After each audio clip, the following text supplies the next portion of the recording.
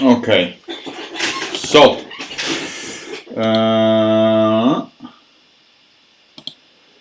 okay, so like guys, sorry for the delay. Was a little bit of messing up with OBS. Waiting for the folks to come back.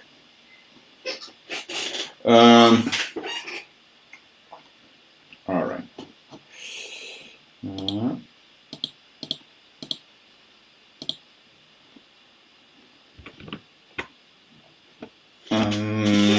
I would like to add something to the excellent lesson of Tiziano. I mean, the purpose of this lesson was to show you how to, let me change the perspective.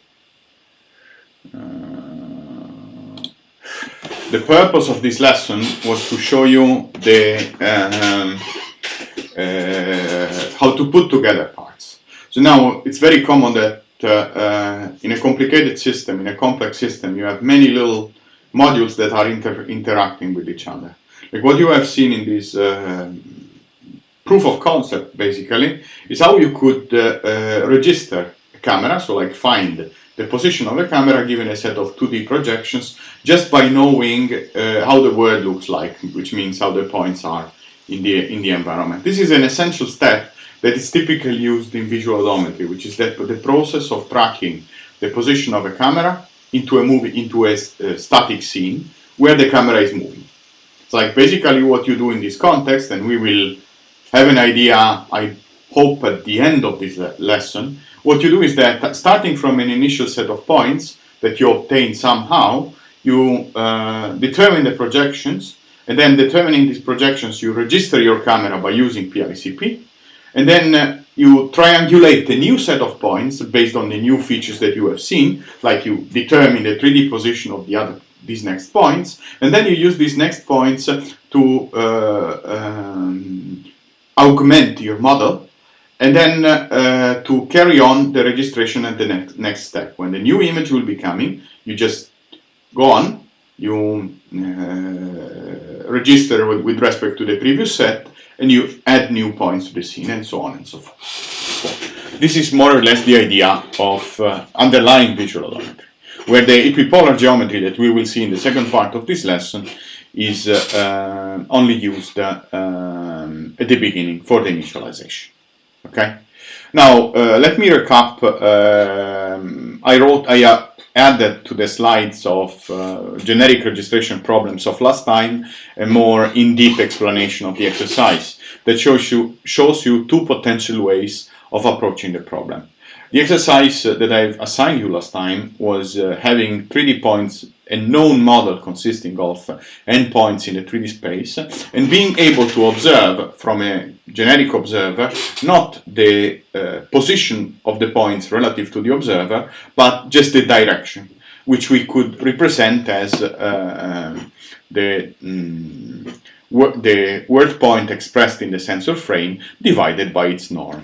So these direction vectors, they naturally form a non-Euclidean space, which is the points in the sphere. The sphere is not homotopic to a flat or to a it's a two-dimensional object. The surface of a sphere is a two-dimensional object, but it cannot be mapped to the two-dimensional object that we always know, which is the plane, because like doing so would require to cut the sphere, right? And so they do not have we will have to cut it and to flatten it. I mean, there's not a chart of the world that correctly represents the distances, right? And this makes the measurement space to be lying on a manifold. And in this case, we think about the manifold as S2, which is the points on the sphere, right? Now, following the the slides. This was the exercise that I've proposed you last time. Now, let's see how to proceed with the methodology to approach this problem in two ways. Like the first way, the first way will be the traditional one that follows rigorously the methodology, like by defining the box minus on the measurement space that we know to be a manifold, and the second one where we relax a little bit the problem by losing something but gaining a lot in simplicity. Now the methodology first requires to, where is my focus? The methodology requires first to qualify the state, and in this case I have already seen that the state is an SE3 object, which I might parameterize by a transformation matrix S consisting of a rotation part and a translation part, R and T, and equivalently I might represent a local perturbation of this state by a 6-dimensional vector consisting of a translational and a rotational component. You will digest this, I'm pretty sure. Now, having these two elements, we can define the box plus operator. Of course, we observe that with this definition of the box plus operator, when delta x is equal to 0, basically the point, x doesn't move, because V2T degenerates to the identity. And this is the golden rule to find a decent parameterization of the perturbation. Now, if we would like to do and implement all the manifold machinery, well, that would be a little bit of a pain. Like, we can do it, and in this case we proceed as follows.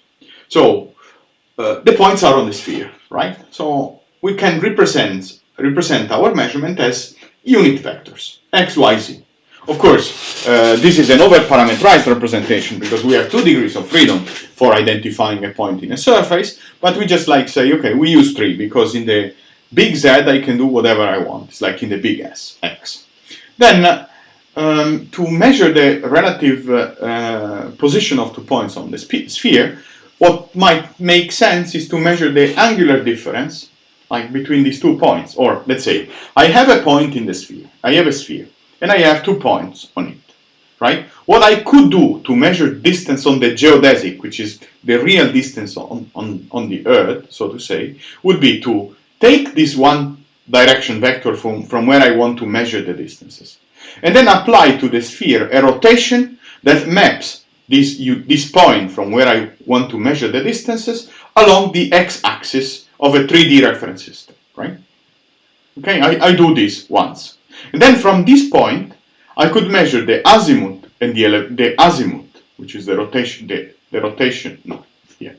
azimuth, which is the rotation, and the elevation of the other point. Remember that the other point is in the origin. And then in this way, I consider these 2 angles for representing my perturbation, which is basically I have 2 points, how much I have to lift, and how much I have to turn. I mean, moving this point from where I want to measure the differences in the origin is required, because otherwise, if I'm willing to measure the distance with azimuth and elevation between a point which is at the North Pole, well, then I have a singularity.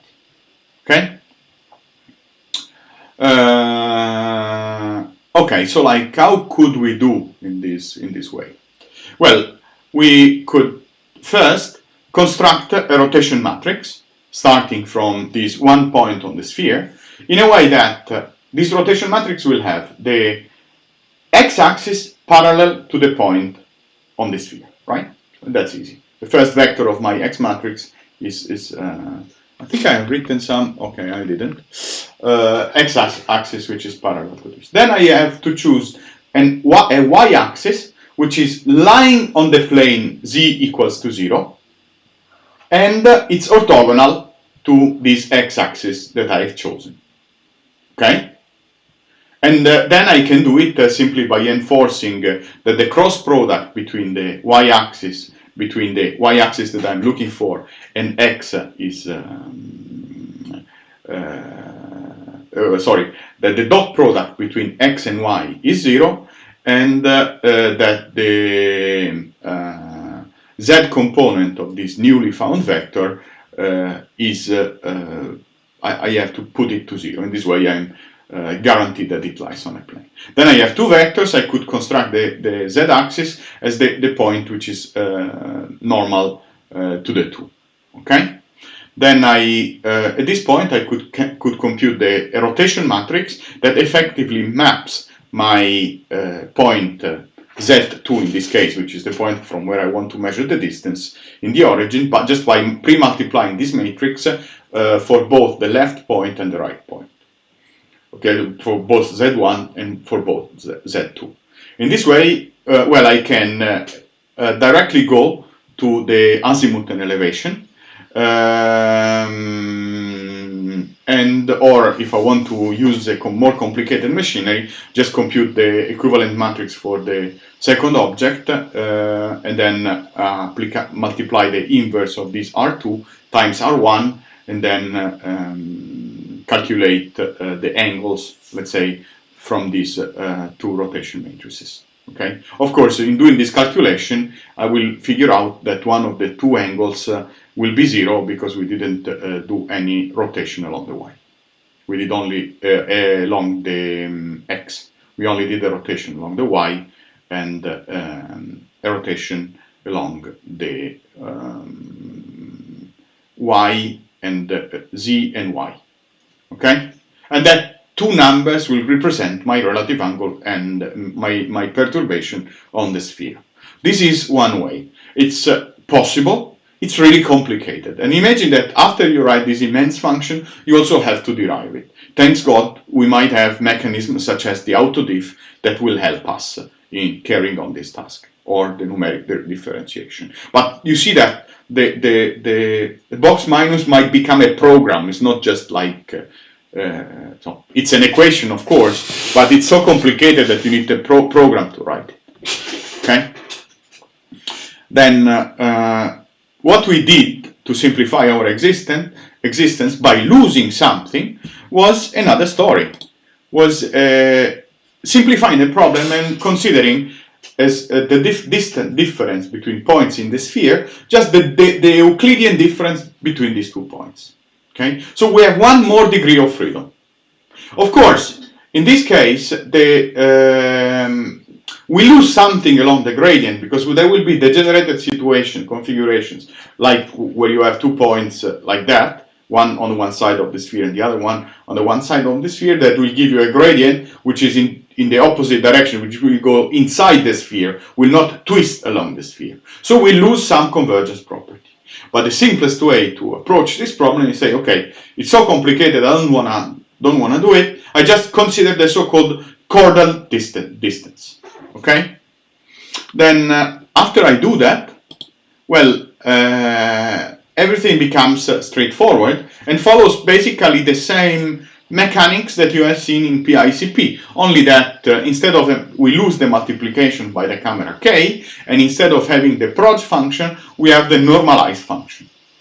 We can define then the error function, the error vector, as the difference between the prediction and the measurement, where the prediction is the one given in the previous slide, and we can define the prediction as normalized of the point transformed in the reference frame of the sensor.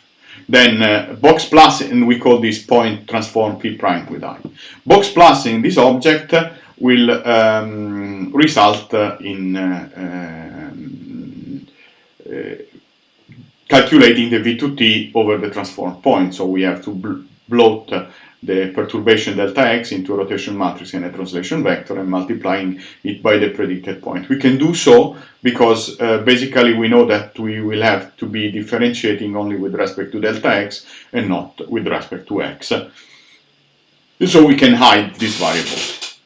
And then we can define the normalized function as p divided by the square root of p transpose times p, and if we do this derivative, we will find that it has this nice form: 1 over the norm of p times the identity minus 1 divided by the norm of p to the power of 3. This 3 should be going down, p times p transpose. Okay, and then basically this defines the exercise. Because once I have the error function, I have the state, the measurements, the error function, and the prediction function, the error function, I have everything. And then we can construct the generic Jacobian as the derivative of the error function at the perturbation, which will be equal to the derivative of the normalized function evaluated in P equals P prime, which is the point in the reference frame of the robot, which is multiplying the Jacobian of ICP that we have computed once and for all. And this,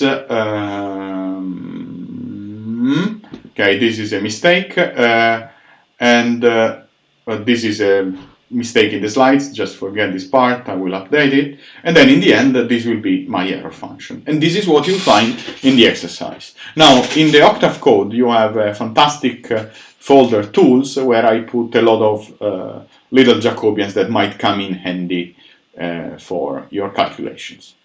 It's called in Octave tools CPP and tools.m or something the like. Just look in the Octave folder. And this ends in the comment on the exercise of last time. Now, if you have questions, please make them now. I would like to ask you how many of you managed to successfully complete that exercise. Remember that that exercise or these sort of exercises are a simple example of a least squares problem, which is one of the 3 exercises that we're going to give you. Of course, we will never ask you to calculate the Jacobians, but we will ask you to dimension them and to write a proper way of calculating the perturbations. So, any of you try to do it, complete it? Meanwhile, I preload the next slides.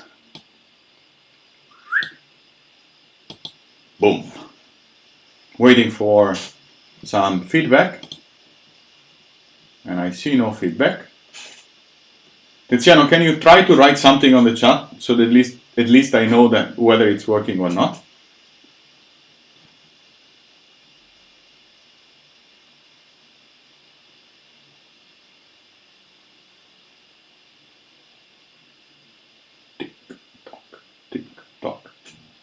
I suspect the chat is not working.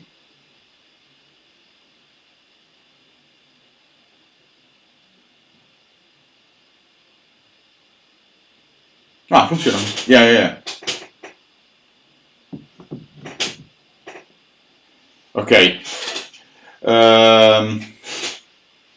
Okay. Just one answer. Excellent. I see that the chat is working. Okay, second part of this lesson will be, guess what? A small, compact, really compact course on, recap on epipolar geometry on the unit sphere. For doing this lesson, I equipped myself with 2 lines. One line is profile in aluminum and the other one is the pump of my bike. And I will extensively use these 2 objects to talk about lines. Okay? So the purpose of this lesson is to be able to determine, up to a scale, the relative transformation between 2 images, right? Or 2 generic set of lines that are all passing through the same projection center. That might denote rays of a sensor, but not, without knowing the points, right? This goes a little bit aside the traditional least squares that we're seeing now, but I believe that it's a useful recap that, or either recap or the first time that you see it, that will allow me to give you projects on building visual odometry. Okay? Okay, then here we go. In the lesson with Tiziano, we have spoken about image coordinates, point coordinates, and this sort of thing. So we had the images in mind. In this explanation here, we get rid of the camera for a second, and we just think about our sensor as a sensor that can sense directions of objects in the world, right? Like that is actually the camera, because the camera senses the pixel projection, the image projection of a point, but this image projection corresponds to a ray that passes through the point of the camera and then reaches the object which is being observed. Okay? So we just like think about having a sensor that is able to determine a set of directions of points. Okay? It can determine the direction, but it cannot determine the distance along the direction, which is in the end, in this class of sensors clearly encloses the camera, right? Only that the camera is only one plane, like one projection plane, and if you are out of this projection plane, which is the image CCD, you're out of the sensing range, frustum of the camera. Okay? If you have a fisheye camera, well, then you have something which is more similar. Or if you have a ladybug, which is a camera used in the Google car that is consisting of many cameras mounted at different orientations, then you are close to have this range, this ball sensor that we are imagining. But this sensor is a superset of the cameras. Okay, of the range, of the direction sensors. Okay. Now, this sensor reasons in lines. Therefore, let's talk a little bit about lines, and then it will be a very elementary lesson. I regret of not seeing your face. Okay. Okay. How do we represent a line? Well, the points in the line, one of the many possible representations. I just like pick those because I'm because I like it, and it's simple, it's intuitive. We can represent a line as a point, the points in the line, as a point on the line, which we call it P0, one generic point on the line, right? And then we can span all points of the line by summing to this origin of the line a quantity which is equal to a direction vector, which is a unit vector, scaled by an abscissa. S0 is a scalar, right? So in this way you have a vector, then you have a point, and then you can describe all points on the line by, so you can describe all points in the line by going, let's say, along, by scanning it through S. Now I think I need a broader view, so I will modify slightly OBS. Transform, edit transform.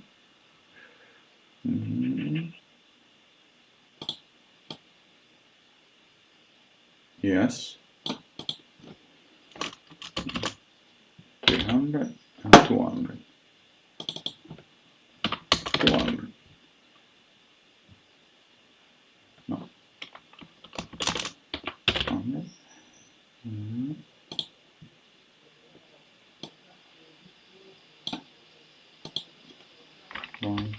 300. Okay. Hopefully we have a broader view now, so I can move my hands and they can appear better. Okay, so this is a line for us. I mean, I hope everything is clear so far. Now, so a line can be represented by two parameters. This is an over-parameterization of a line, right? Like I can choose any point on the line as P0, and as direction vector, well, basically I just need two components because it's a unit vector. So like I have 2 degrees of freedom here. And also here I have 2 degrees of freedom. So in total, in a line in the space, I have 4 degrees of freedom. But here I just like keep 6 because it's convenient for me. Okay? That's a barking kid. Okay, now, if I have a line represented in this way, and I tell you, okay, this line has been transformed by a transform T, what would you do? You have to determine a new set of parameters from this line. So, the straightforward thing is to apply the proper transformation, T, which is consisting of a rotation matrix and a translation vector, to the two parameters of a line, which is P0 and D0. So like the new line L1, which is obtained by multiplying the line L0 by t, will be consisting of the point of the line transformed. So like if I move a line, I also move its origin. And therefore we find Rp0 plus t as P1 parameter for the line N1. And then we find that the direction vector is just rotated because the directions are not subject to the translation part of the transform. The direction is just the direction. Of course, this enforces the fact that D is orthonormal, is a unit vector again. Oh, hope that everything is clear and intuitive so far. Now, the next thing I might want to do, and these lines will be used to represent the rays of our sensor. Now, another thing that we might want to do is to determine basically the closest point or points which is passing by two lines. Now, to understand this, to answer this problem, well, there are analytic ways. One possible way is to use our least square machinery that we are rather familiar with. So, like, imagine the problem. So this is the problem. I have two lines in the space, right? Which are not necessarily intersecting, right? And I would like to find the 2 points, the points on this line and the point on this line, which is resulting in the closest distance between the two. Of course, if these 2 points will overlap, the two lines intersect. But I'm just interested in finding the closest point between two lines, okay? Now, how would you do? Well, let's approach it. Finding the closest point means finding the assissa, this S, this scanner, this scalar, allows us to scan all the points along the line. We might want to find the two assissa for which the corresponding point in the first line and the other point in the second line, so S0 and S1, are the closest. So we could define a difference vector, which is a function of S0 and S1, like for given an S0 and S1 on the two lines, let's say this is X0 and this is S1, we could just like define the difference vector, which is, I need another hand, but that would be the delta between these 2 points that you see in my hand. Okay? Let's go back to the slides. And that's like basically what I've written here. Like we might want to, this is a delta, which is a 3D vector, which is consisting of, given an S0, the point on the first line, minus the point on the second line, right? We could rewrite this equation rather straightforwardly by grouping the terms. So we have an element which we call delta P, and another element which we call delta S, so delta D, which is consisting of these two elements over here, plus we take D0 and D1, we put them together in a matrix, we call it capital delta D. This matrix is 3 by 2, that then multiplies S0 and S1, right?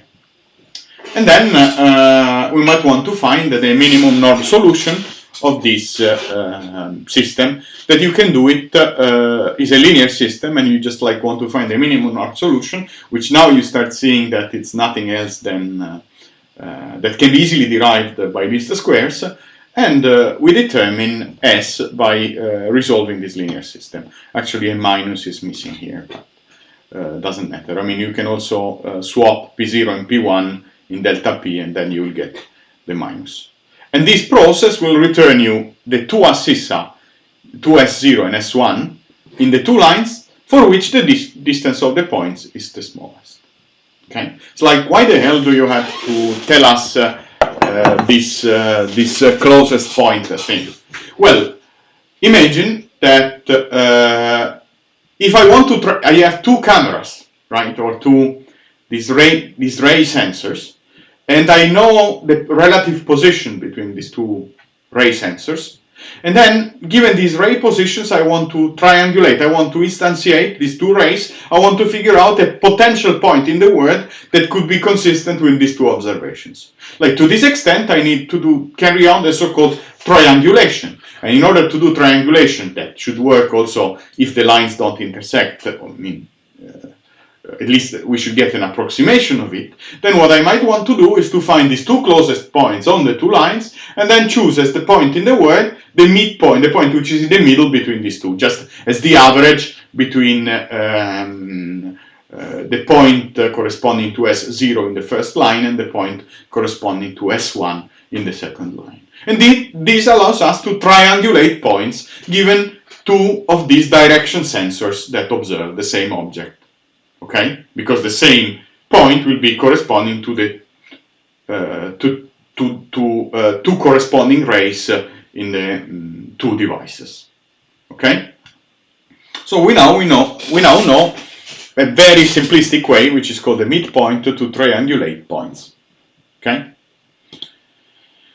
Okay, now let's for a second reason about how to intersect two lines. Okay, it's like, what is an intersection condition? Because the intersection condition of two lines in the space is something that needs to be fulfilled in the moment while resolving the problem of registering basically two of these direction sensors, because two of these direction sensors will be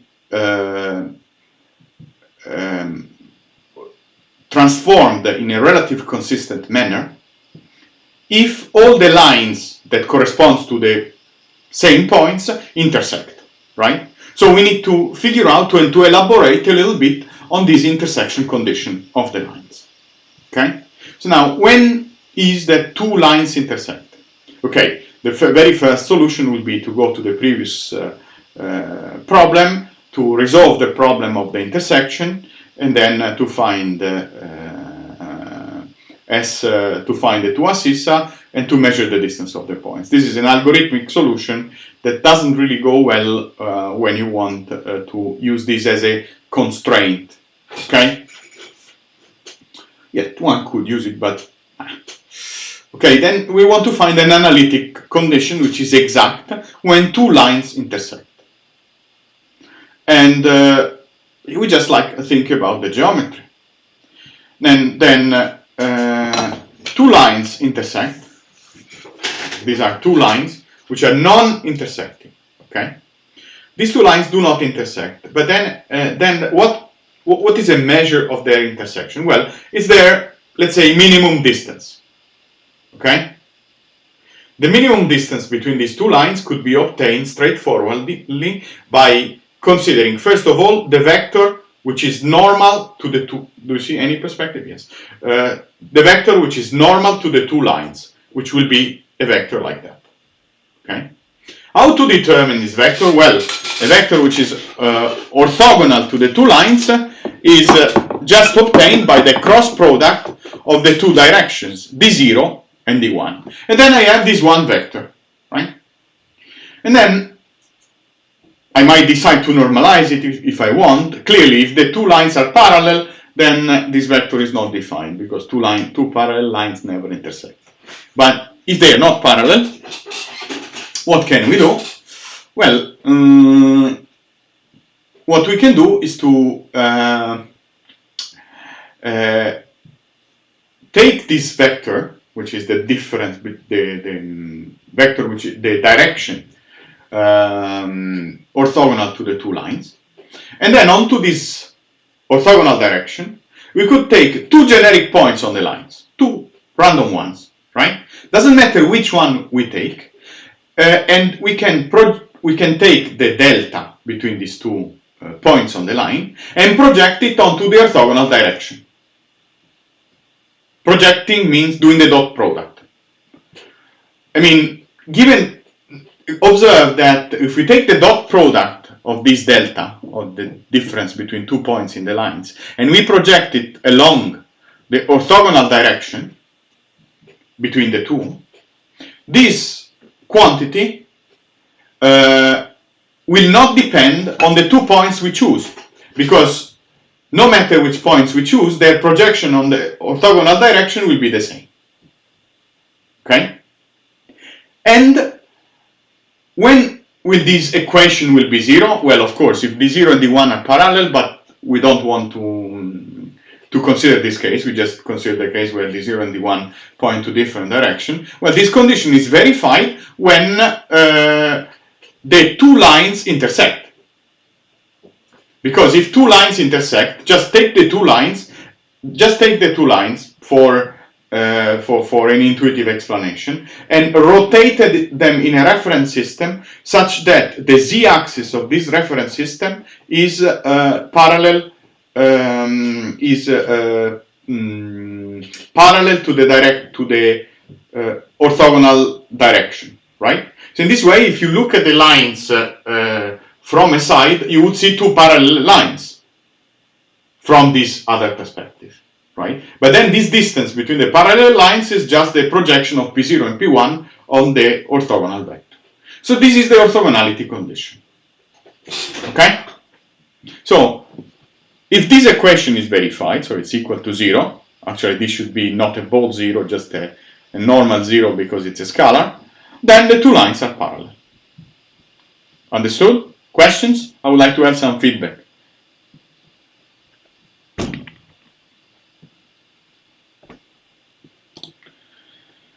Then, in our setting, basically, we have, here I'm talking about camera, but consider that we're not really restricted to camera because we don't have an image plane. We just have directions.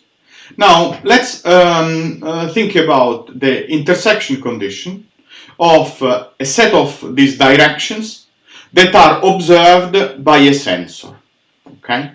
Now, given that this sense, all these points, all these lines, all these rays, will all pass through the center of my sensor. Okay. Because it's like you can picture it as if it was a sphere where rays come out, right? Rays from where you observe points. And it's perfectly legitimate to define in the reference frame of the sensor the origin of all these lines to be 0, which is the origin of my ball sensor, let's say, so your camera. Okay? So, if I have two sensors, all the lines that are in two different positions, each one is thinking in his own reference frame, right? If I have these two sensors, I will have two lines, one from one sensor and one from the other. Of course, these two lines will be in two different reference systems, but in the reference system of the first sensor, the line 0, which we call L0, is characterized by a point which is P0 equals to 0 because this line is passing through the origin of this sensor, and a direction D0 in the reference frame of this sensor. Equally, the line L1 will be characterized by P1 equal to 0, and here I forgot a bold, which is passing through, this is the first time I give these slides, I made them on Saturday, which is passing through the center of the second camera, or camera 1, and a certain direction. So imagine two balls, one ball here with my nice things, the other ball here with my nice thing, and then you have these two lines. In the reference frame of the two balls, the lines are all passing for the origin of the cameras. Okay? Now, let's assume that the first camera, or camera L0, okay, is at a certain position which we call, with respect to the other one, which we call T, consisting of a R and a T. Equivalently, if I want to express the line L0 in the reference frame of the device L1, I will have to apply the transformation T that describes where the camera 0 is moved with respect to the camera 1. And to do so, I will have to apply the result that we have introduced 2 slides ago about how to transform lines. So I will have to apply the transformation to the point P0, but the point is in the origin, so there's no rotation applied. I will only have to translate it by T. And then I will have to rotate the direction D0 just by multiplying it by the camera matrix R. Okay? Now, we can work on this intersection condition. So in this way, we expressed basically the line L0 as a function of the direction 0 and the relative position of the camera 0 with respect to the camera 1. Okay?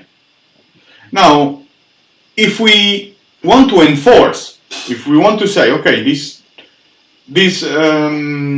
this transformation, these two lines have to intersect. So, which line? The line L1 and the line L0, which is L prime with 0, which is obtained by mapping the line L0, which is observed in the first camera, in the reference frame of this other camera. So there will be, an intersection condition has to hold. And so what we can do, straightforwardly, is to use the result of one slide ago this time, this condition over here. And we expand the terms, right? So,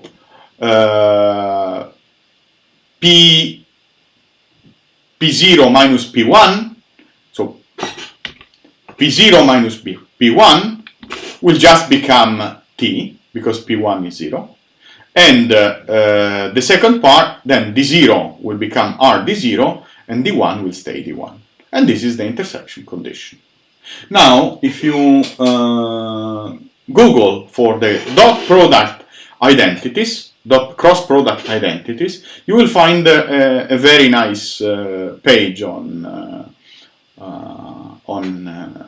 Wikipedia, where you will figure out that from this formulation here, we can reach this formulation here, like basically by applying one of the rules. So like this and this are equivalent. Then we can rewrite this equation by highlighting the fact that by highlighting the cross product matrix, turning the cross product of T by its skew symmetric matrix that we know to be possible. And then we can get rid of the dot product and come back to regular matrix operation, or eventually apply a transposition to all and obtain this formula over here.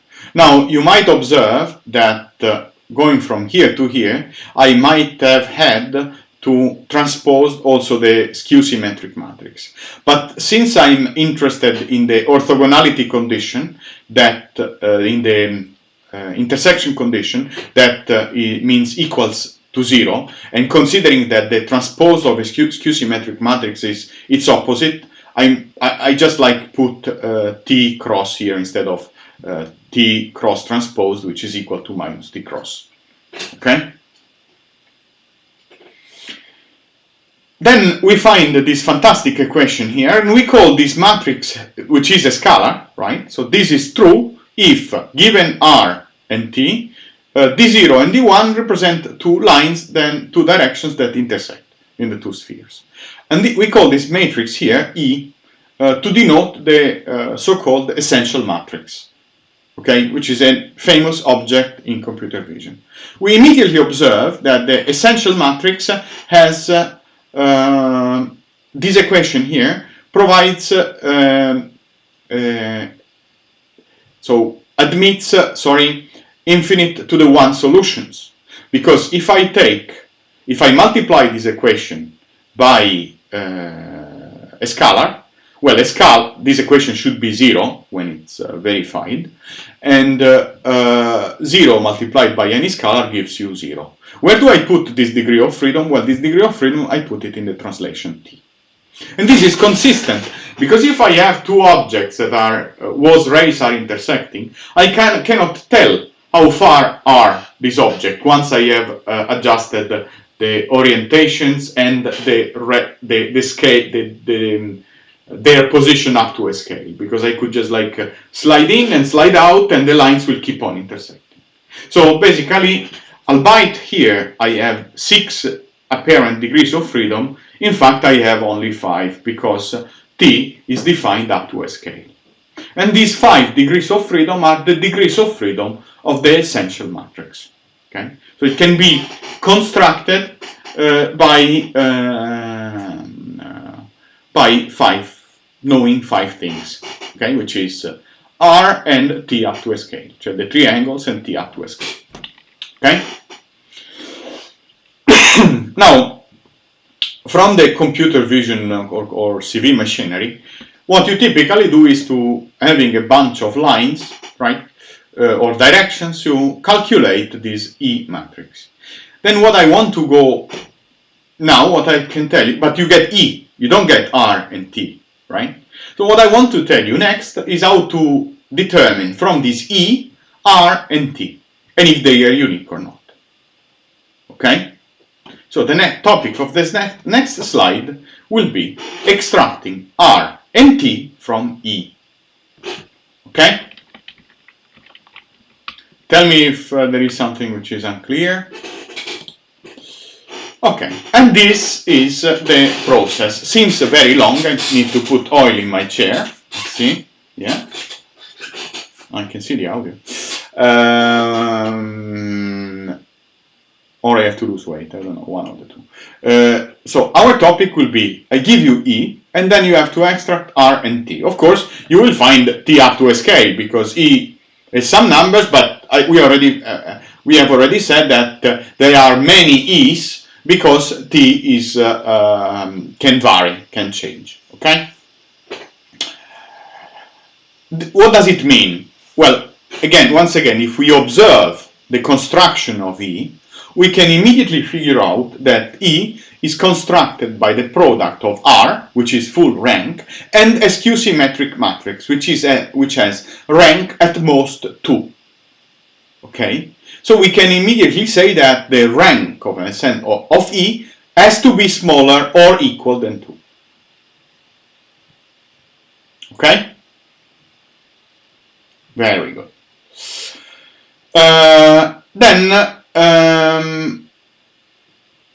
What does it mean if we compute the SVD decomposition of E having which implication the SVD decomposition of E has the rank deficiency of E has on its SVD decomposition? Well, this will result in a fact that of the singular values, there will be one singular value which has a number, another singular value which has another number, and then will be a third singular value which is 0. Okay? In particular, the condition on the essential matrix is that these two numbers are the same, but I'm not gonna investigate that. I'm not gonna use it in this conversation. Okay? So the fact that the rank of E is smaller or equal than 2 means that the matrix of singular values will have 1, 0. That's the message. Then we introduce a new funky matrix, which we call W, which has this shape over here, -1, 1, and it's 0 everywhere. By multiplying this matrix W by S to the left, we figure out that this object here will give us sigma 2 and minus sigma 1. Will give us this thing. Then if we multiply once again W transposed by this matrix, we obtain the original S, which is here. So like basically W rotates the component sigma 2 and sigma 1. Okay? So ta, ta, ta, ta. Okay? So W times S times W transposed gives me again S. Okay? Now if you do the product of this by this, you will figure that out. Okay?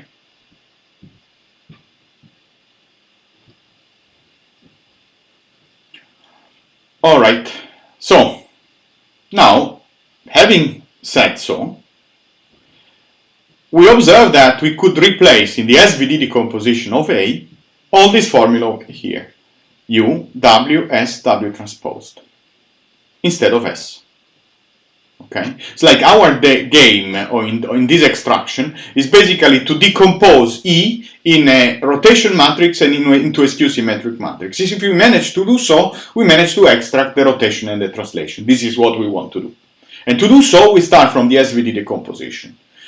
After that, we introduce the W matrix, and we observe that multiplying W by this object here to the left and to the right transpose gives you S again. So we feel perfectly legitimate if inside of this SVD decomposition, instead of S, we substitute UW SW transposed.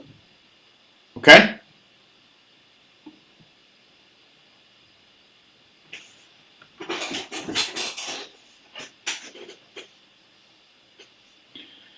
Then,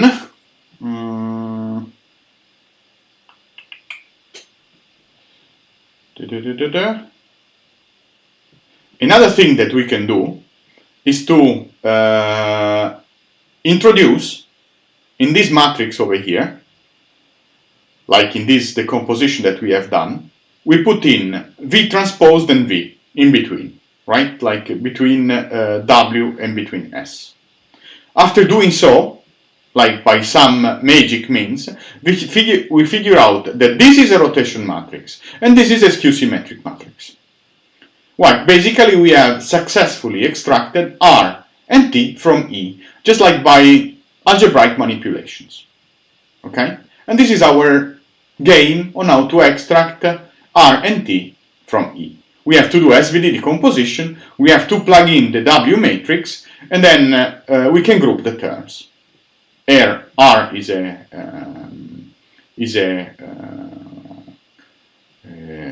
rotation matrix and T is a skew-symmetric matrix. Okay? Now, there's some consideration to be done. The same derivation could be done so the same formula will hold if instead of W you will use minus W. This will work anyway, so you will find the very same identity. But you will also find that there are different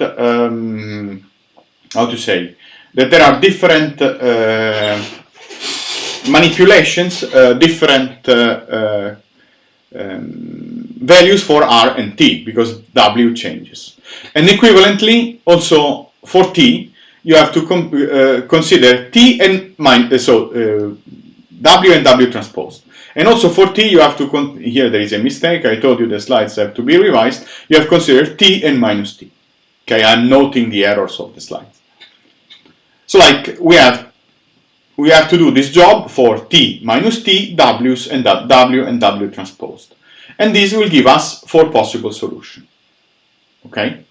How to figure out which solution is the best? Well, we have R, we have T, we can triangulate the points, and when we can figure out which is the configuration for which most of the points fall in front of my camera.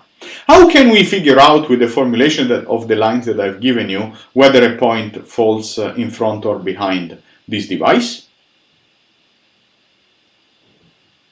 This is a question that I'm asking you.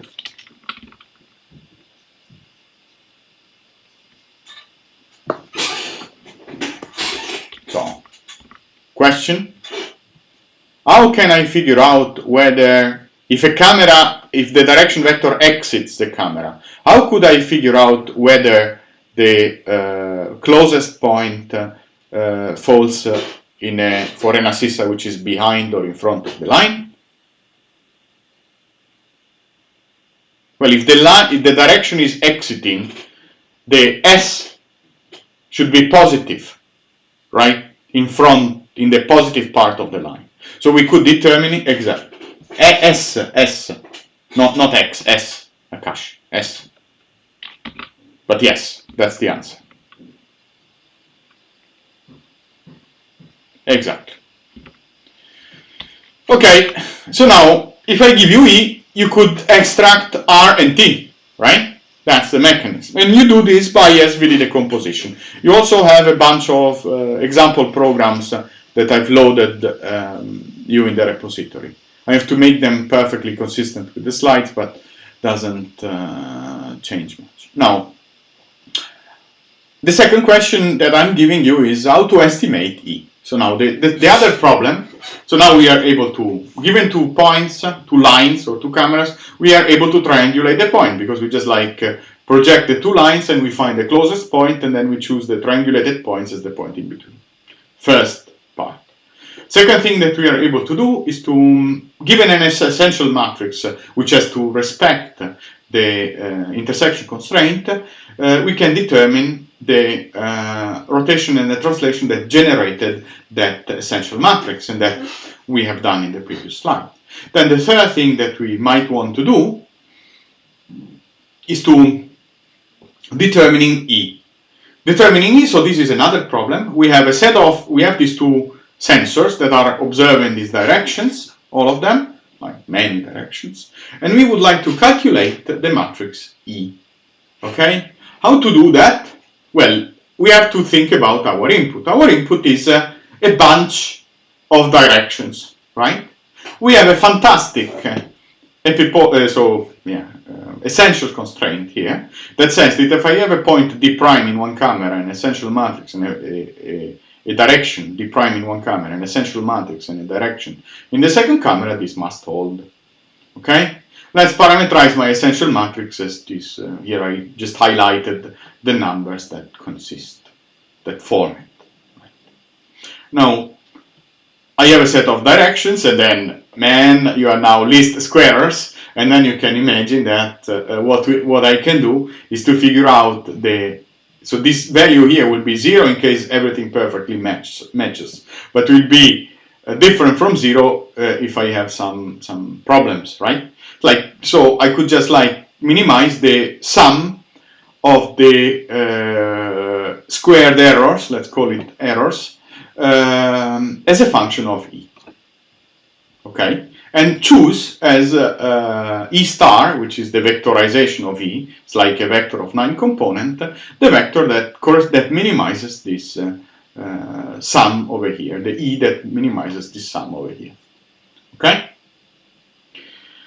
There's one little problem, that if I choose an E that is 0, that will be if I cast the least square problem in this way, I will always find a solution, and this solution will be E equals to 0. And this E basically corresponds to the 0 translation, because if there is no translation, the essential matrix is the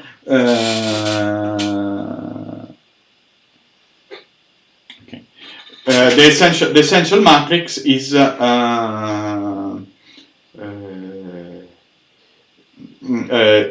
0, because the essential matrix is equal to the rotation multiplied by the skew-symmetric matrix of the translation. If the translation is 0, well, every point intersects the origin. Basically, this solution will make the world infinitively small so that the two camera center overlap. And then at this point, when everything is passing through the same origin, then also the rotations lose of a meaning. I will now answer to Akash that says, I do not understand what d prime t and the other one represent. Okay, let's go back.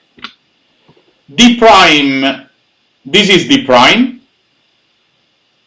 responding to Akash. This is d prime, is a point, the direction in the first camera, and d prime and d is the point in the other camera. So these are the two directions. D and D prime are two directions in two different cameras, one corresponding to the first and the second one corresponding to the second, expressed in the reference frame of the camera itself. This was to respond to Akash. And this is basically our intersection constraint.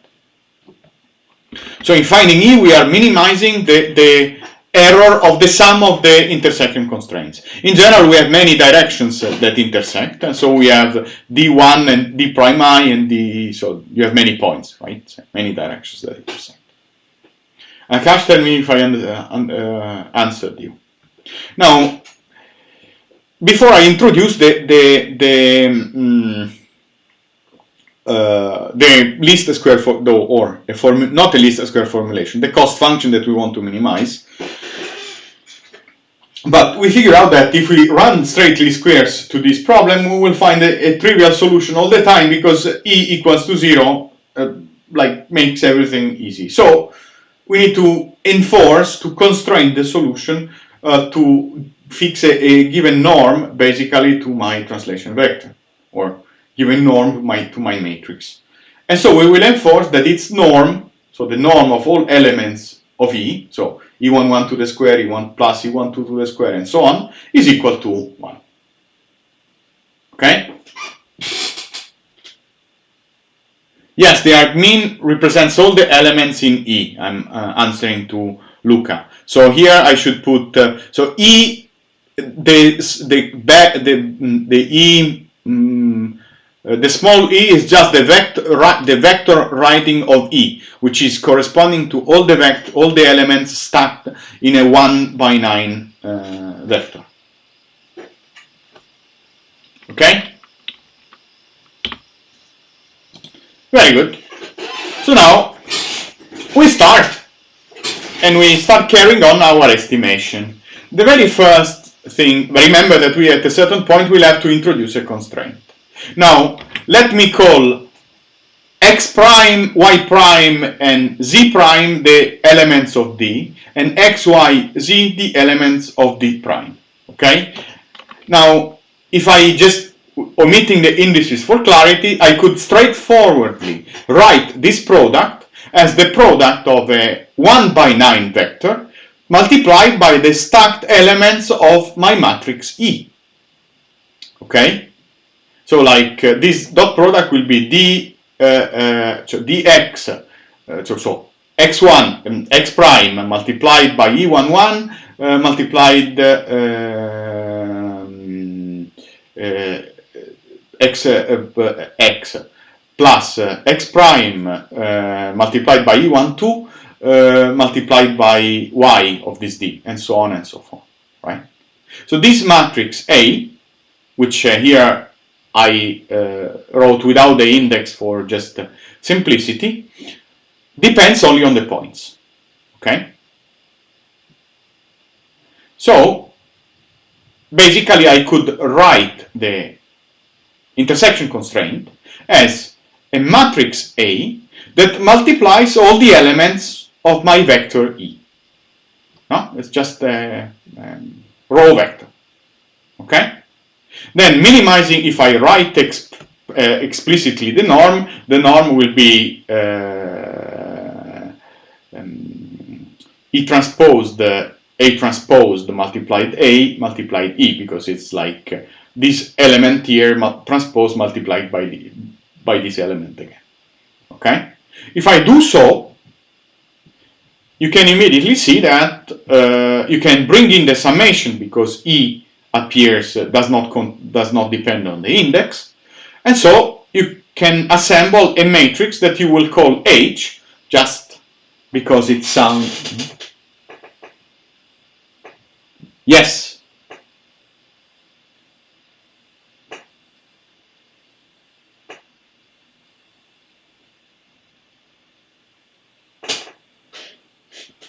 Tiziano, please answer the chat, because otherwise the lesson will be interrupted. Yes, Andrea. Tiziano, ping me on the phone whenever there is something relevant. No, guys, it's the problem of remote teaching. Anyway, here you find that this A transposed, so the sum of A transposed A can be packed into a matrix A. Now let me ask a question. How big is H?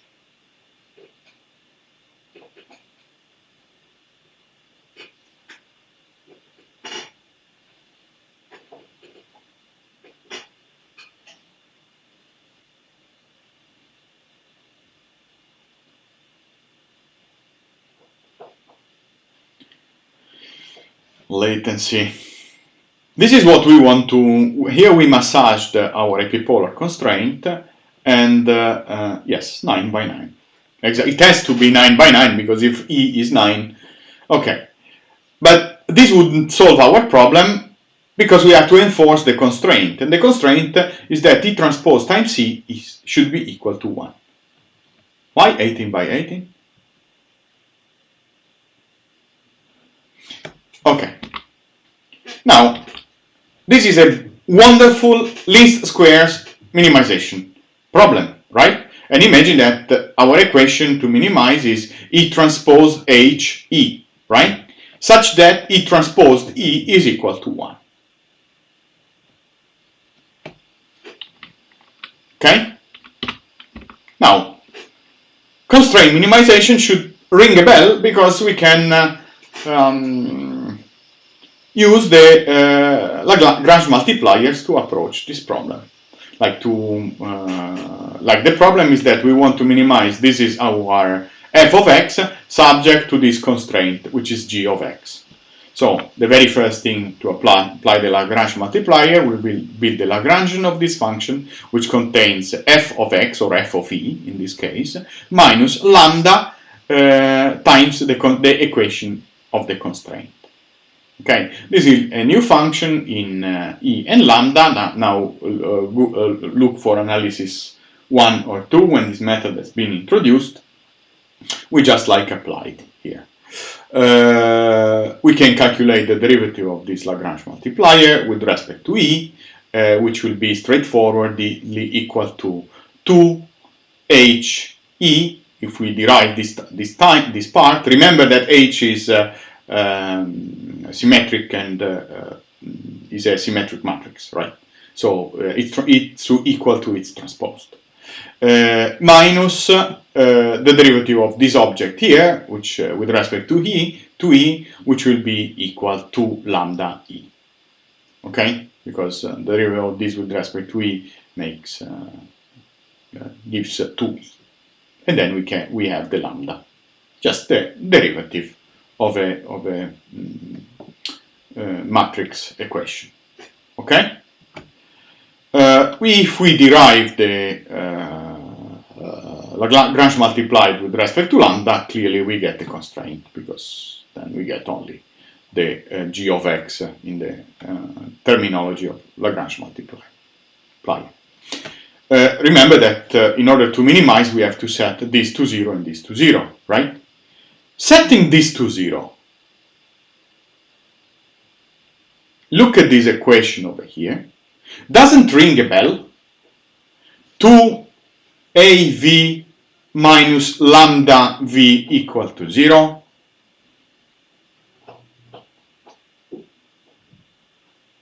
If I tell you av equals to lambda v, what does it pop to your mind?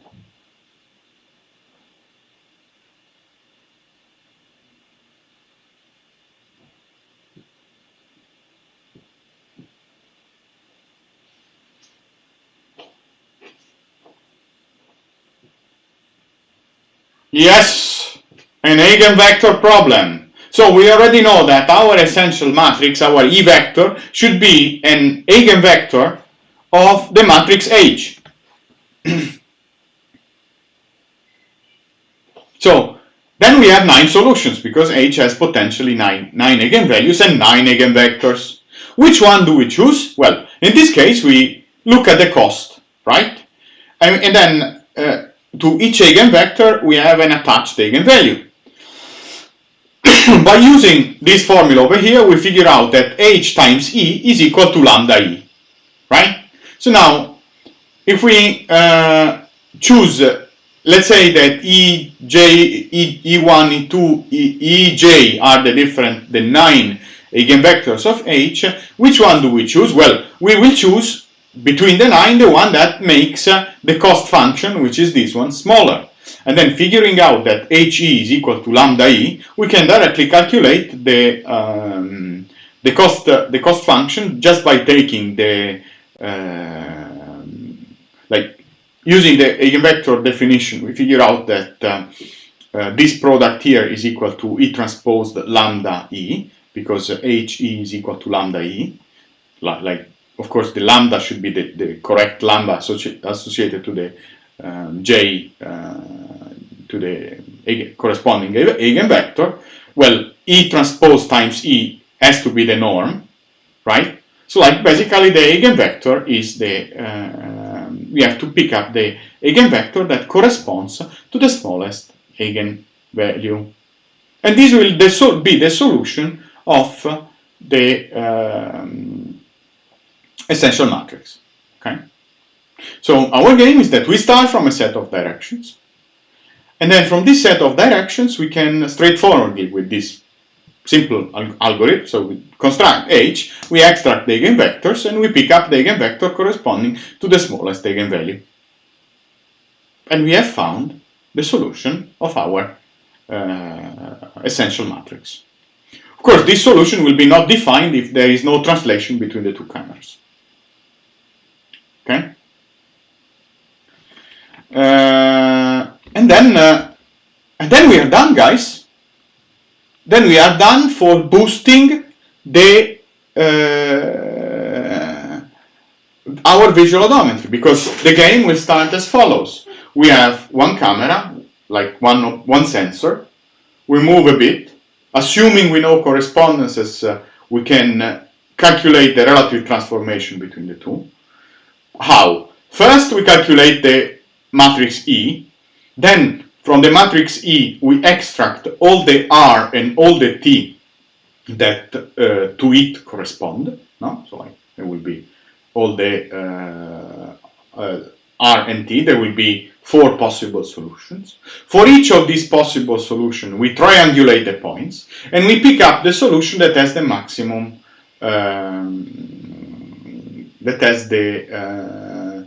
maximum number of points in front. Remember, that can be also errors. Once we have done that, we have up to a scale. So we will never know the scale if we don't use another sensor. We can put these points in the word just by triangulation. Okay, pop, pop, pop, pop. We put them in. We have seen how to triangulate before, because we find for each corresponding lines the points which are closer, and we choose the midpoint. At this point, we have our initial constellation of points, and then we consider the next sensing thing and next image or whatever it is, and then this next measurement will comprise for sure, or most likely, especially if the camera is at 30 fps, some of the points that where we triangulated before. What we do in this case to preserve the scale is to run PICP that we have seen in the previous slide, or we could run the other registration that I have introduced you as an exercise, where we only measure the directions to be consistent with the formalism that we introduced. We determine the new transformation, which is rigidly hooked in the points that we have triangulated at the beginning without the scale. Of course, there will be some points that were observed from the second frame, but not from the first, that won't be triangulated. But if these points are observed also in the third frame, then we can triangulate them, and then in this way we augment our map and we go further and further again. Of course, this process will be subject to a drift over time, and it will break very soon, because the scale will, like, something odd will happen, because especially if you move very little, the parallax that you get in the points is not a good thing for triangulating, because the lines are almost parallel, so you will commit a lot of error in this case.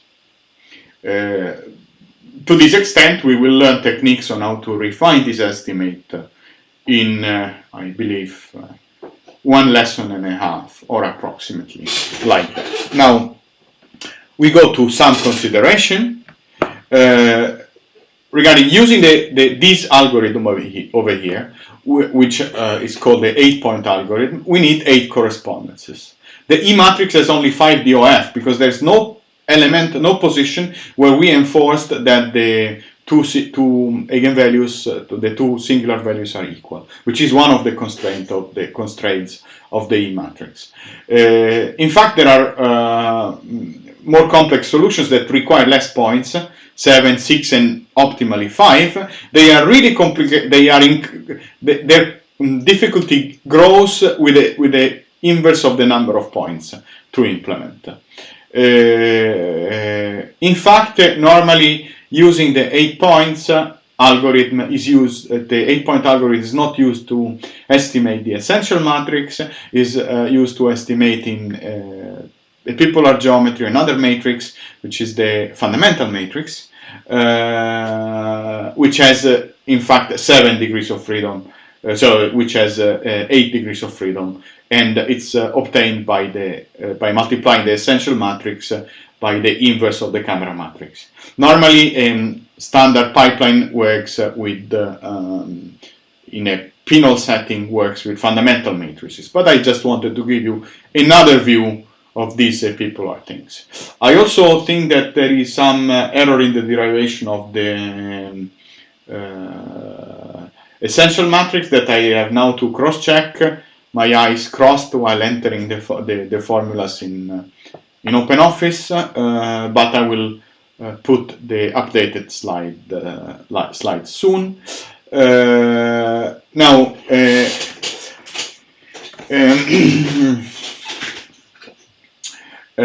in general, like you can always use the schema just by taking the image points and you can multiply them by the inverse of the camera matrix, and then in this way, and then you can normalize them. In this way, basically, you can obtain unit vectors. But this is just to be compliant with this lesson. It's not the golden rule to do. But if you have this, we can compute the force solution for R and T. For each of these solutions, we triangulate. We choose the solutions with most admissible points, and there we have found our R and T given to camera sets. That's one important remark of this lesson. Normally, in proper computer vision pipelines, computer vision, not robotics, computer vision pipelines, what people do is to use 5-point algorithm to estimate E. And another thing that it's done is to so-called normalize the points on the image plane, because it's very common that you have a lot of points just in one common points or correspondences just in one region of the image, and this might lead to numeric problems in the system. So what is possible to do is to pre-multiply basically these points by a matrix that scales them at the center of the image and expands them to cover the whole unit circle in this case, and then run the estimation and then undo the effects of this transformation that we have done at the beginning. An important disclaimer is that I do not want to substitute a proper computer vision course at all. I just wanted to give you some connection what we are doing, and for those that didn't have the opportunity to follow a computer vision course, this might create some links to what you have already seen. Then in the next part, what I will be doing now is to demonstrate that what we have written in the slides is not completely a bullshit, right? To this extent, I will use programs. Haha. Stop. 20 and 21.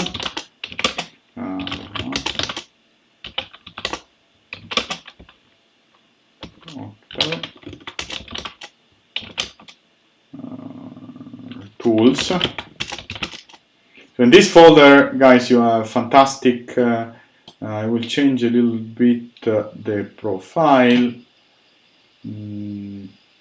colors, a little bit darker. This was optimized for the blackboard.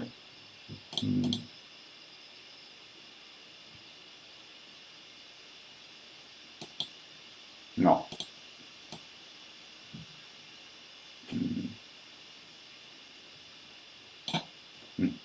Better.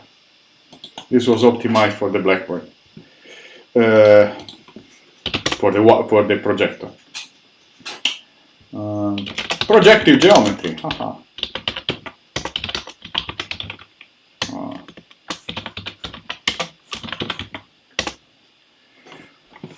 Okay, so there's a piece of program that you find in your folder. It's called Tools Projective Geometry, and it will be called the Test Epipolar. Okay. There's correspondingly there's a function epipolar.m where you find all the programs that have been introduced in this lesson, in addition also with the camera matrix, but not much changes. you find a fantastic function project point that also uses a camera matrix. Everything works perfectly if instead of putting a camera matrix you just put the identity.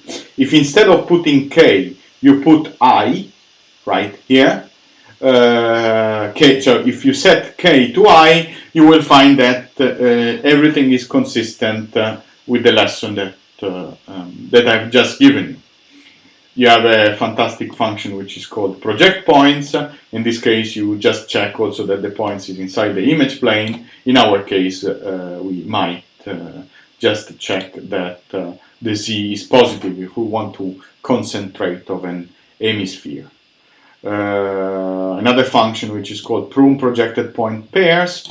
A project point also returns you a boolean that tells you whether the point is outside or inside the camera. You have another function which is called prune projected point pairs that given two set of projected points and outside vectors, so to say, returns you the points to which all those that are not mutually visible have been kicked out from the view. Then you have a fantastic function triangulate points that is basically one-to-one, only fixed, with respect to what I've written in the slides. I have two directions, so to say, or I have a direction D1, and then I have a position P2 and a direction D2. The point direction P1 is considered to be in the origin, and what I do is to calculate the abscissa that result in the two things that result in the closest point. I see if this abscissa is smaller than 0 for at least one of two, in which case I say no. And if everything goes well, I determine the point on the first and the second lines by applying the corresponding abscissa, and then I calculate the triangulated point as the average between the two, and I think I also return the error, which is the distance, the closest distance between the two lines, because if the two lines, the closest point between the two lines is too far, I might say, oh, I don't want to triangulate this point. Okay? Then there is a fantastic function which is called triangulate points. In this case, it operates on a camera matrix, but it could also operate on directions. It just repeatedly calls this function over here over a set of points on the first image, a set of points on the second image, and given a camera matrix K, but you could rewrite this function just to use the directions, and does this bulk operation on all the points, and it returns the 3D triangulated points, the errors, and the number of points which have been successfully triangulated. Okay, because it might be that points, one point is in the front and the other point is behind, in which case we say no. Then you have the function transform to essential, which is not impossible, which is just applying the definition of the essential matrix, takes the rotation matrix, transposes it, and multiplies by the translation factor. And here we have very cool oh, W was missing. I forgot a number in W. There was a 1 here. That's why the stuff wasn't working. That's essential to transform. That is doing actually returning two potential transforms for the essential matrix. And remember that each of these two transforms will have to be considered with the translation vector and its opposite. So here what I do, I just do what I've told you in the slides, right? Like I compute the SVD decomposition, I compute I check basically that the rotation matrix is right-handed, which means that the dot product of the cross product between x and y is z. If it is minus z, then it's left-handed, so I just redo it. And then I compute the two solutions of the rotations assembling them, extracting them from the from the skew symmetric matrix, the components, just by averaging the two, because each element will be repeated, and what I just do is I take the two corresponding value to x and minus x, and I sum them up. Given that t is proportional, is known up to a proportionality, this allows me to leverage the errors. And the same I do for the rotation, where I consider, for the second solution, where I consider W it's transposed. Then there is, I recall that in this snippet you also have machinery to operate with a fundamental matrix, which is obtained by the essential matrix by multiplying, the essential matrix is obtained by multiplying the fundamental matrix by K transposed to the left and to the right, and similar there is you can do the opposite, essential to fundamental. But this is you can neglect all the functions where the fundamental matrix appear just by setting K to the identity, and a lot of complication will vanish. Then we have transfer. Then we have our 8-point algorithm. Oh, here it is. Here that I call the estimate fundamental simple, that takes 2 directions in the two images. These are directions, and you construct this A matrix, right? Like by reshaping the 2 points. This is an efficient way of constructing that x prime x, x prime y, x prime z, and so on vector, and you just construct the A matrix and you assemble the H vector. You extract the eigenvalue and the eigenvectors. The smallest eigenvalue will be corresponding to the smallest, will be the first of the list. You pick up it and then you reshape it to form the fundamental matrix. This is preconditioning that I didn't mention so far. And then you have our final function, which is estimate transform, which basically, given an essential matrix K, which in our case is the camera matrix K, which is in our case the identity, and two set of directions, estimates the essential, right? Calculates the two transforms, which in the end, in the plus and minus t, will encode the two directions. And then for each of the transform, I triangulate all the points and I pick up the solution that has the most points. Okay?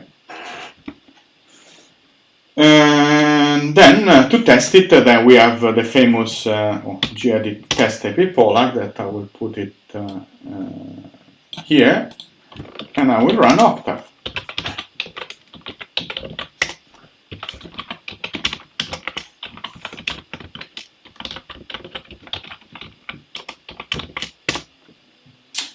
Then there is a cool function in my test file, which is to generate a random transform.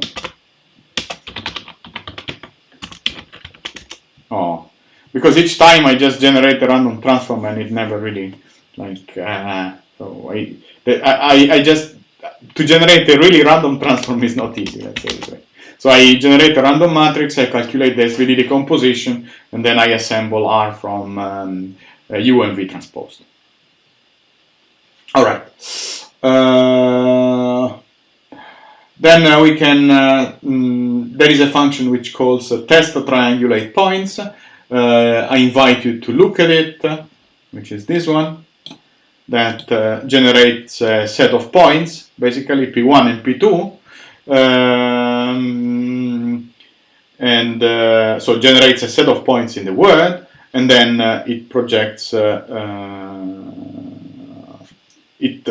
so generates a set of points P1, and then it generates the corresponding set P2 by applying a transform X to P1, and then I project the 2 points to simulate that they are coming from two cameras. Then in this way I have the directions basically, and then I can try to reconstruct P.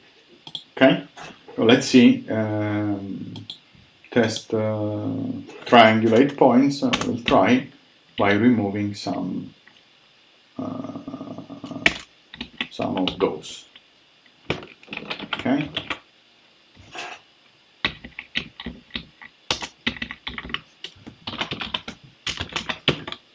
Let's triangulate points. Was number of points x and number of points x 10 or 20. Okay, here we have the points in the first image, the points in the second images, and then these are the triangulated points. You see that I have many zeros. Yeah, you say, Giorgio, but I don't know where the points are in the word. And I tell you that you're right, because I have also to print the points in the word. Which will be, I think, P1. Okay, no, I have to print, yes.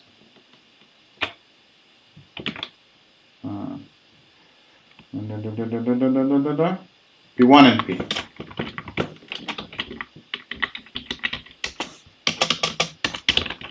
P1 and P1 is my ground truth and P is my points reconstructed. Okay, this is P and P1. I have to source. Okay. So these are the points in the word, and these are the reconstructed points. So why? Here I have less points, I have many zeros, which denote an illegal condition. Can you tell me why? Can you guess why? I mean, but first let's see if some of these elements appear here. So here I have minus 0.68, or is it P2? Perhaps it's P2 that I have to plot. Yes.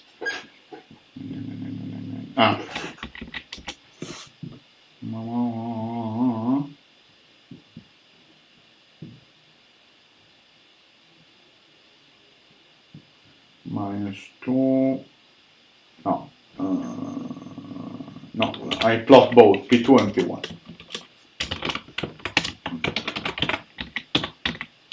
Okay.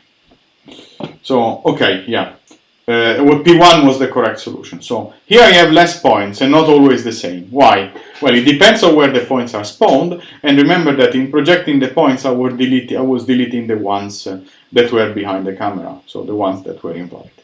But we find that, for instance, this point here, P, which corresponds to the first point, has been perfectly reconstructed. The same for the second point. The third as well, the fourth as well, the fifth as well. But this was just P, not P1. Sorry. P, but 10. Meglio. P, P2. Okay. P2. Yeah, because I'm not fond. So, okay, meglio. Okay, 216. Here we should find a 216 in either here or here, but it's not present.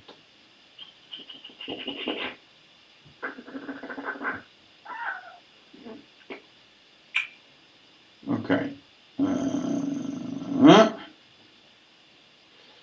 No. This one is here. So it's P1. This point has been reconstructed. You see it? Which was a point in the set of P1. Okay. And also this point has been reconstructed. Okay. So I was messing up a little bit with the which point is the reference and which point is the moving. My mistake was that I didn't remember. Of those, one is the reference point in the origin, and the other one is the translated. And I didn't remember which one was which, and so I got confused in printing too many of them. Now, of course, if you run it 20 times, you will get that many of the points are not reconstructed, but this is the reference set and this is the reconstructed set. As long as some element in here is equal to some element in here, you say that your triangulations work correctly. Then the second thing that we might want to do is the test of the transform, which is actually the cool part, where we generate the usual two set of points. This is the transform that we impose. We generate two set of points. We perturbate the image with a certain amount of noise. For instance, this is 1 pixel. This use preconditioning you can just like forget. And then we will call our function estimate transform that in our case works with the essential matrix. So there is no k, but in our explanation, but the two are related just by a k. Okay, so what we do is generate the 2 point sets, we project the points in both cameras, and then we try to print x and the x estimated after doing the estimate of the transform. Let's see how it will work. And also, given that we will estimate the transformation up to a translation, we need to have a way to compare the two translations. And a way will be to add the divide the two translations pointwise with respect to each other. If all the divisions have the same value, this means that these two translations are proportional. And this is what I do here. So we'll try test transform. The first was x and endpoints. Noise and use precondition.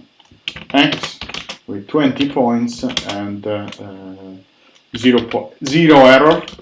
Always try with 0 errors, and false for the use precondition.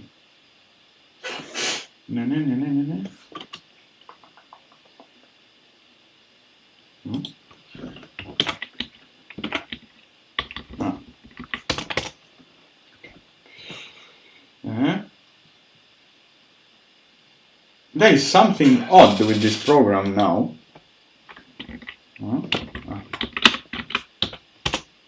Okay, better. I was using 2 little points. So you need more than 8. The system was ill-conditioned. It's like what we have seen before with 20 points is interesting. Is that with 20 points, I was not getting a reasonably decent estimate because of numerical instabilities, I think. Yes, noise is one. Even with 0 error. If I would use the preconditioning,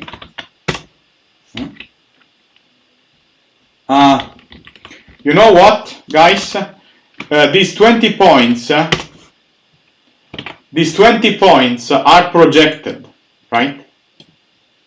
And so projecting them makes that some of these points will be outside. So by asking him, try to generate 20 word points, it might be that not enough points were falling in front of the cameras, and so because there was pruned projected point pairs, that's why with 20 it was failing. Anyway, we try the transform without 10, so false. This is the ideal condition. This is the transform that we impose, and this is the transform that we estimate. And the ratio between the translation vector of the two is coherent. So this works. Now we can try to add some noise. And we already see that the use precondition. One is the noise, yes. By adding some noise, we already see that the estimated transform, especially the translation, like it's kind of suffering. Okay, maybe if we would use more points, the solution will be better because our problem becomes more constrained. If we add more noise anyway, we will suffer. Let's go back to 200 points. Well, 200 points really put me in a bad condition. Like, look at the ratio between the translation vectors. It's really completely wrong. Therefore, there is this so-called preconditioning where I can scale the things. I invite you to look at it in the code.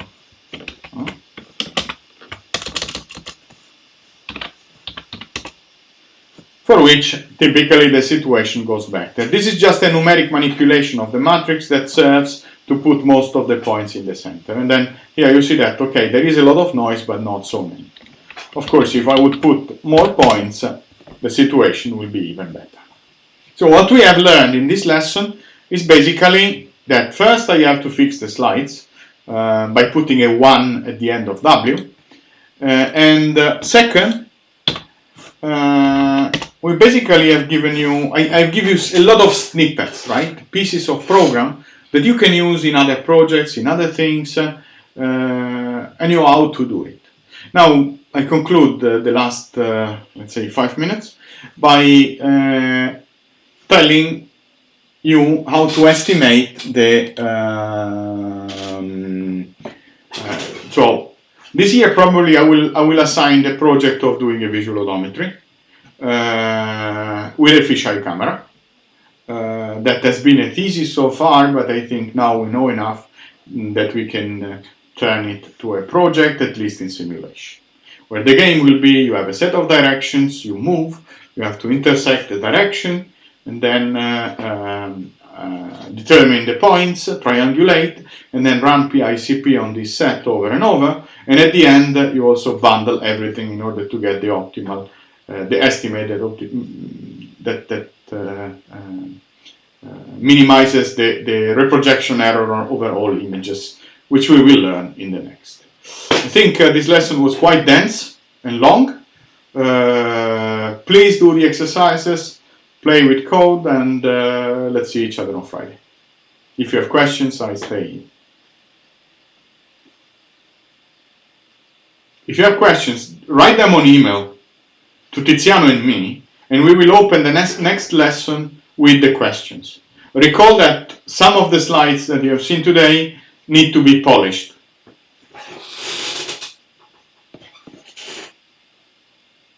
Okay.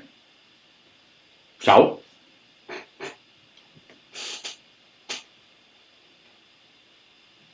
Have a nice